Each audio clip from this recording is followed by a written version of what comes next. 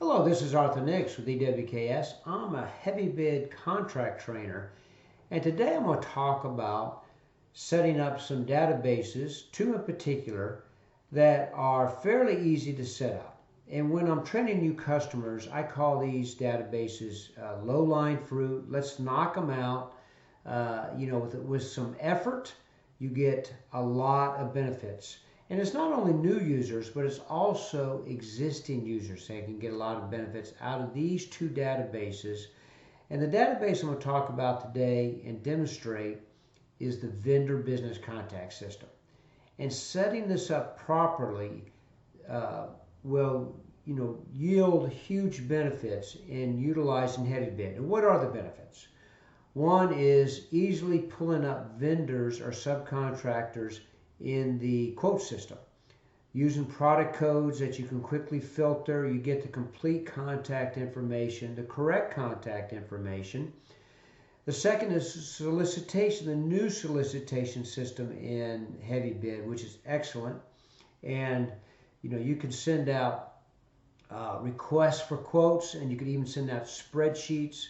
And eventually this system is going to morph into a web-based system, which is very exciting. So you want to get ready for that, but also utilize it, right now. And the third one is producing quotes where you can quote existing clients through HeavyBid and without having to type in a lot of information or exporting them out to Word or whatever. Outside of HeavyBid, you want to let HeavyBid handle that. So some huge benefits to it, and it's relatively simple to set up. One way I always, when I'm training, is I ask, what about a dump from accounting? That's one way to get out. The problem is it's usually too many. So if you could do some kind of filtering, recent ones or something, ones over a certain amount, you don't want all the Home Depots and Lowe's and those kind of vendors. You want the main vendors. And many times people have those, that list readily available in Excel. And so either way, I'm going to show you how you can import those in today, how to set this up properly, and then start using that in HeavyBid.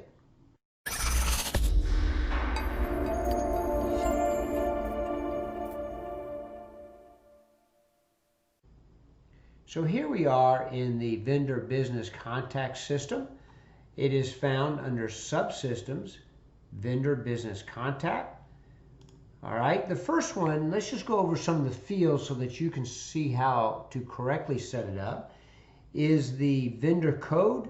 For instance, this code I consider really too long. I like something like 6 to 8 characters. No spaces. Obviously, you can't repeat the same code. The database will not allow that.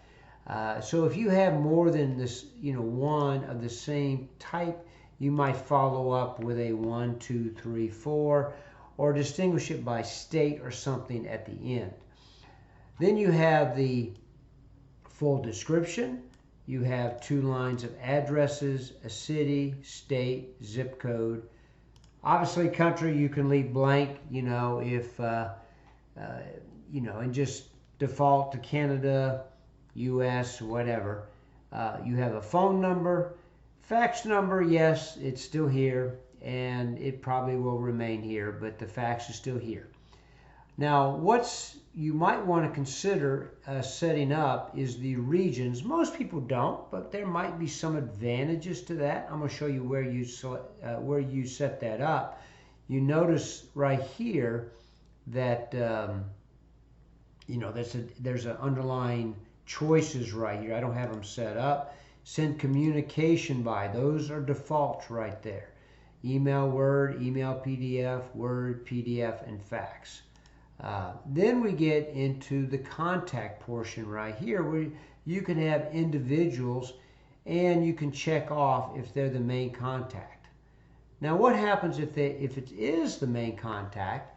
That means when you are sending out a quote, from, let's say, summary, customize, or Word, it's going to use them as the main contact. And obviously you can vary this depending on the type of project you're quoting and who you're quoting it to with that, with that client. We also have the note field, alternate address, accounting code here, a vendor reference code. So there's a lot of things here that you can fill out. And then there's some user defined codes right here that you can define. I'll show you in the setup, and that could be things like DBE certificates or DBE expiration dates, those kind of things that you can set up, and they are user defined. Now let's go on and talk about the vendor types in the upper right hand side. This creates a lot of confusion right here. This is not where you put what the vendor sells or what the subcontractor does. This is a much broader 10,000 foot level, and unfortunately it kind of pops off my screen here, but you get the idea. I got a client code, DOT, a client, DOT, engineer, owner, subcontractor, supplier. These things are these are the codes or the types of vendors. So you probably won't have any more than 8 or 10, maybe even just 4. So this allows you to filter better when you're looking for something. Obviously, if I'm looking for clients to create a quote from, I don't have to look through everything. I just filter on client, and then I'll have my list of clients. So, be thinking about that filtering ability. Then I have my minority information here. You notice I have the certificate and the percentage of minority. Obviously, if it's sub, it's going to be 100%. If it's a material supplier, they might only qualify for like 50 or 60% of their quote. We also have a bond rate right here where you can put in their bond rate. I don't see that used a whole lot, but it's there, and so that's available. So there's a lot of things here, and then we go into products. But before we go into the actual products, let's go into the setup. And that's probably the first thing you should do when you approach the vendor business contact system, is set it up first. Don't worry about putting in the codes. Come down here to setup, and I would start with vendor types. All right, there's the ones right there that I put in. And you can see that you have to set them up before you could use them in the upper right hand side of the screen. All right, and then we got our user defined headings. So there's that one that you saw a minute ago. You notice I could say this could be my DBE certificate number, and this could be date expires. You got to be you don't get too many characters here, so this could be my date the certificate expires. So now I've created that, and then I'll have that under the user defined. So there's the regions right there, so I can put in, if I was nationwide, I'd probably put Northwest, Northeast, Southwest, Southeast. Canadian companies, you could, obviously split it up. Into the various provinces. So there's things here. States, maybe. I don't see it used for states too often, but you could, if you're like just a multi-state, but not, maybe 4 or 5. That would be one way to do it. But you also have the state in the, up there in the address too. But you could filter this too. So you could say, generally, it could be, set up some kind of a code for a 4-state region. All right, and then finally products. Products is where you want to put what they do. So, you have aggregates. Here I just made some examples. Precast products, these are suppliers, ready-mix concrete, trucking. You could also type in, maybe this would be for a curb. Now you notice I don't have to define it as curbing sub, because what's going to happen is up here in the upper right under vendor type, well, it's going to be sub with a vendor type, a vendor product of curb. So you can see here that I don't have to be too descriptive. I don't have to say curbing sub or asphalt sub. I can just say asphalt, And actually, I can use it for both asphalt supply and asphalt sub if you think about it, because in the upper right, I'll have two vendor types, sub or material supplier. So, you can see that I can have these products do double duty for both sub and material type. So you can be creative with this and reduce the number of product codes. Again, keep it high level. You don't want to start specifying diameters of pipe or specific concrete mixes, those type of things. Keep it very broad and it will be much more useful for you. So first of all, you want to set those up, and then so the next section, what we're going to talk about is actually how to set this up in Excel. So here's the spreadsheet that I'll have with this video that you can download. It'll probably be a work in progress as I get some comments back. Just be aware of that. You might want to look at it later on, on the same YouTube channel as I update it. So here is the first. You notice down here I broke it into tabs.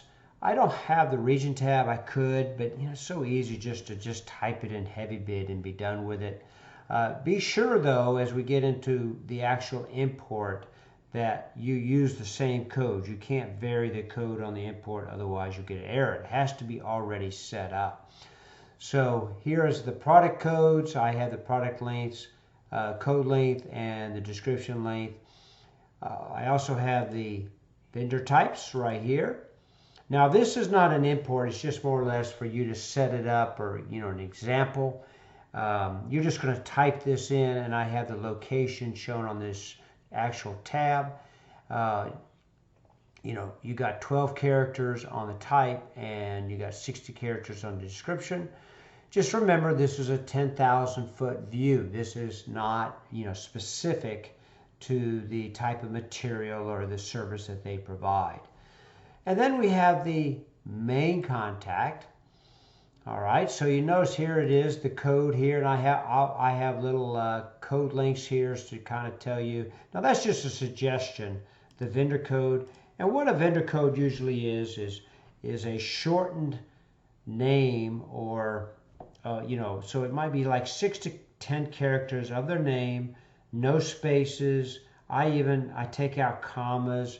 What I usually do is I copy over the entire column, and then I use Excel to truncate it to like maybe 6, 8 characters. I look for duplicates, and duplicates is already set up. If I try to go ahead and put in 2 of the same, I'll get this right here. So it will actually show you if there's duplicates in here. So you want to eliminate those because it has to be a unique code. Now, along with the import, after you import the code, you can import in the product description, the product code, and region if you want to, and I'll show you where that goes in a minute.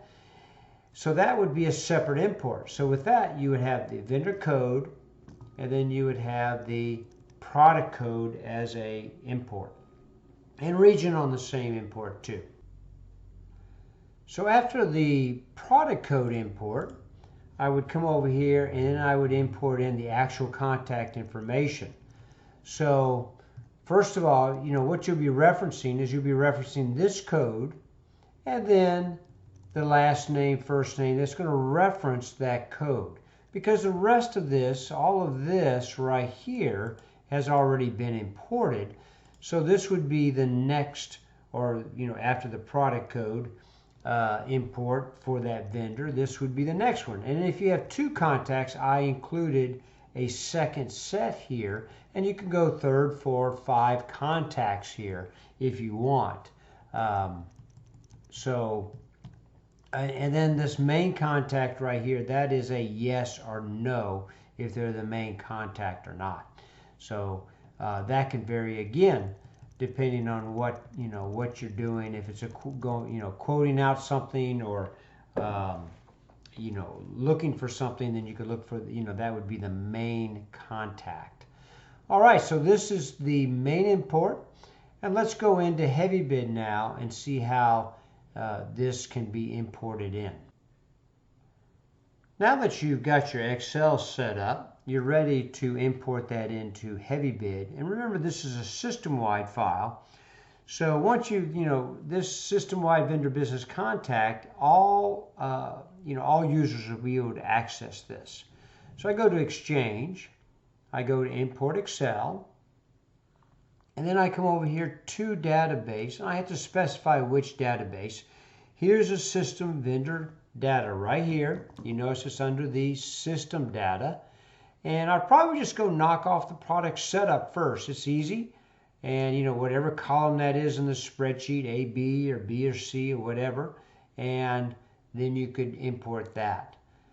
I would go now into the next level, and if you have regions, you can go ahead and import that. But now you can go into the system-wide vendors. Now you notice that we have it broken down.